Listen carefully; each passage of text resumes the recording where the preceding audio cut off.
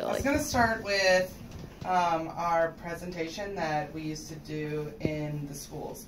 Basically, it was like a 52 or 53 slide presentation. It laid out like what concussions are, why you should care, and then what you should do. It was basically like the three main points of our presentation. And what we would do is we would gather some students from Dr. Youngling, who's a professor at Tulane, from her class, and who focuses on sport concussion specifically.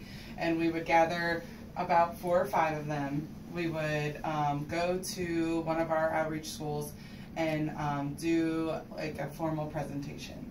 And usually it coincided with like their physical day, or maybe a day where they were able to get all the students together into an assembly, something like that, where we were able to get all the athletes together.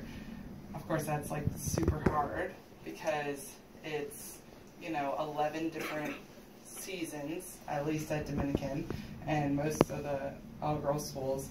And so it's just tough to coordinate that without somebody missing the presentation or a coach having to give up practice time. Now is 5 presentations that will be hopefully moved to like an app eventually, but we're still working on the technical side of that. We don't really know much about app development. What's going to be the focus of the 5 presentations, Emily? Okay, so the first one is going to be, so what we're doing with the presentations is we're hoping to turn the presentation we used to go into the schools with into like a user-friendly video, so that the volleyball players would be able to access it during, athletic PE, and it wouldn't interrupt with volleyball practice in the afternoon or whatnot. So the 5 videos are for student athletes, parents of student athletes, coaches, referees, and collegiate club sports. So what we're hoping to do, and honestly, the collegiate Ilana over at the Riley Center has been like super helpful. She's like super excited. She sent it out. We've heard from baseball, soccer, rugby, tons of the club sports. Their captains, I guess, for the teams have gotten back to me and said, yes, we'd love to be involved. We'd love to have some education.